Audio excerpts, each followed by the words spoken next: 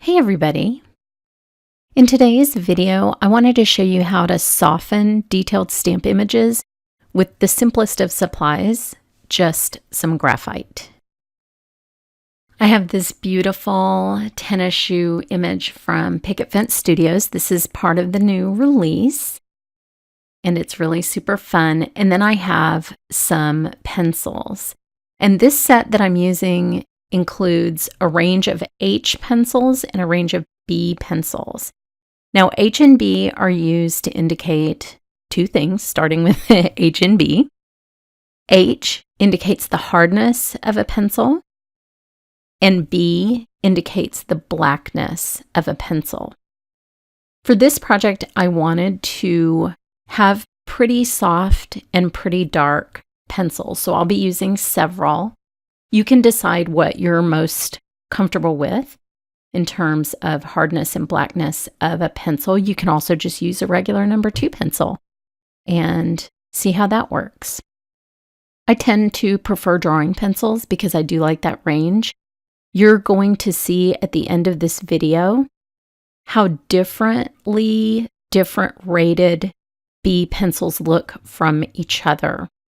So you'll see me coloring with this pencil in the beginning, and then you'll see how much blacker the one that I use at the end for detailed shading is.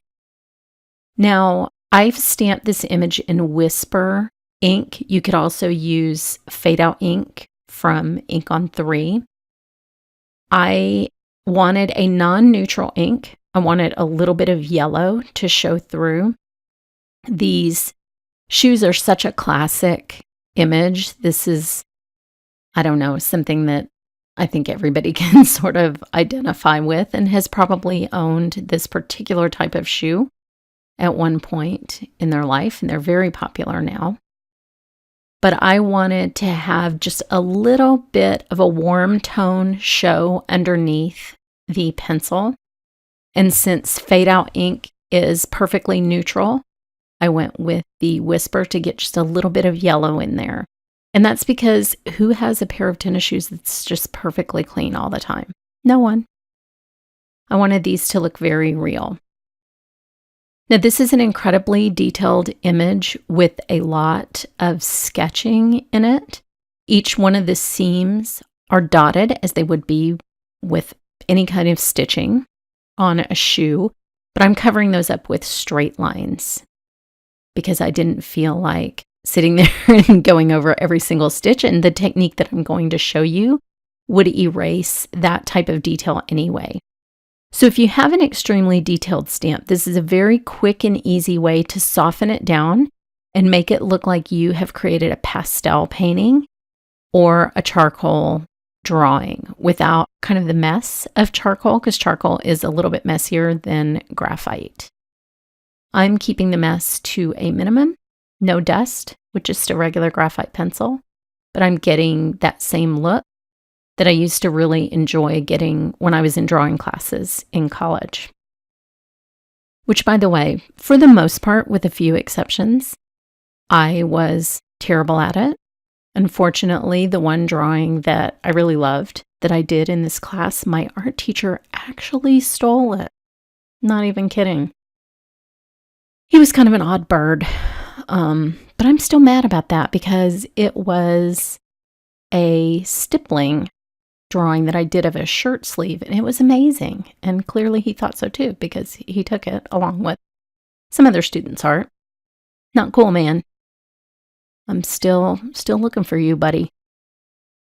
So anyway, I'm just taking my finger and I am rubbing over the lines of this image. And I'm doing this in 2 stages.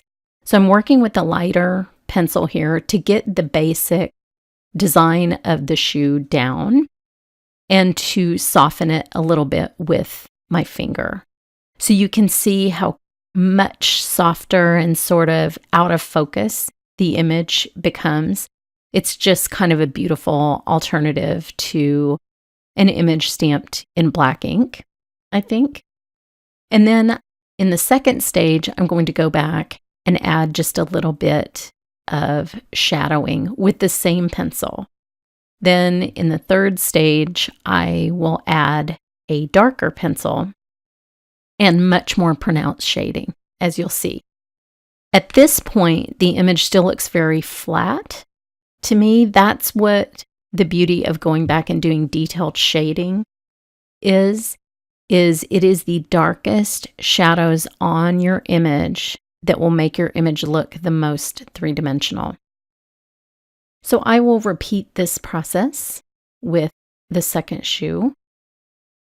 Now, I'm not really a shoe person. I'm not a shoe collector.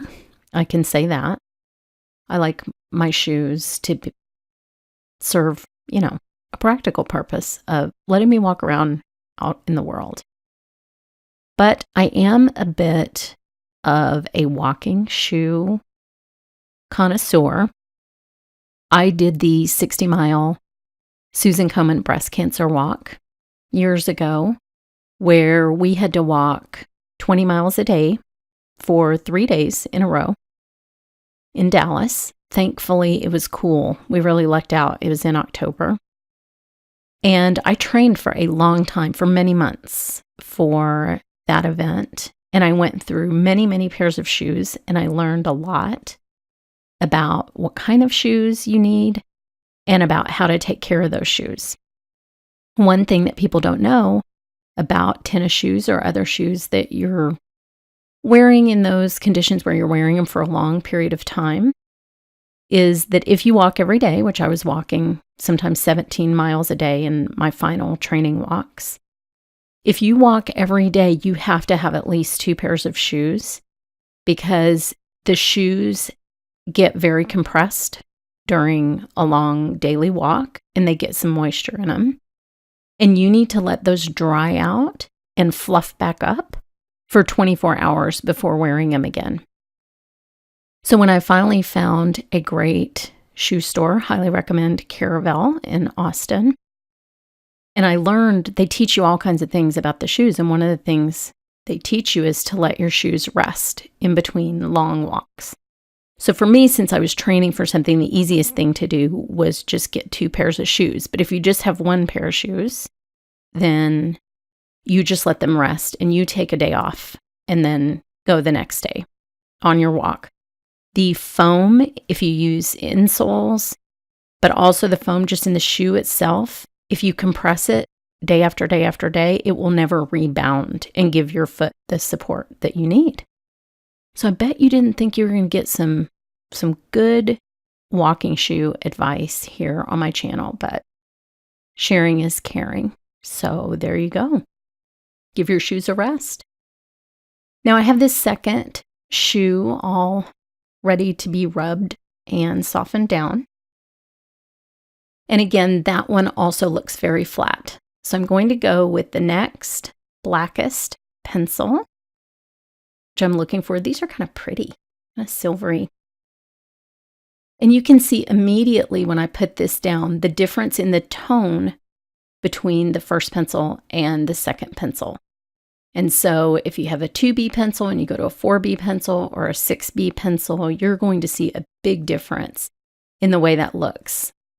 In stamping, you would need 2 different inks to get that level of difference between those pencils. But I just wanted to show you how such a simple art supply can have such a big range within one type of product. And I thought it might be nice to do a monochrome product where you don't have to have 26 colors to make a card, which I know I'm guilty of a lot because I have full set syndrome. So don't judge me. It's a medical condition.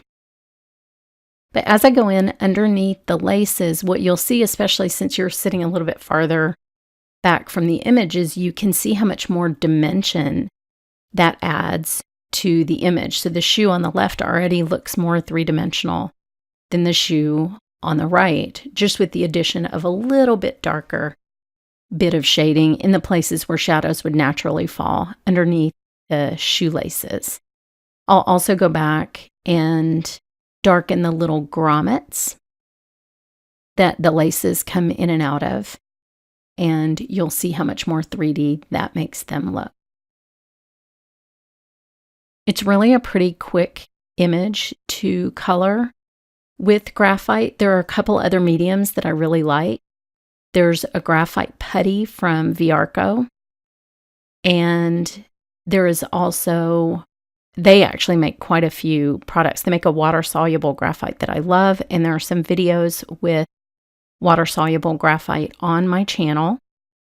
When I first found the product, it was just in the classic graphite, but now they actually have colored water-soluble graphite in little squares that you can just pick up. They also have little pans, and you use them just like you use watercolor, but you get that silvery, shimmery look of graphite in a water-soluble format.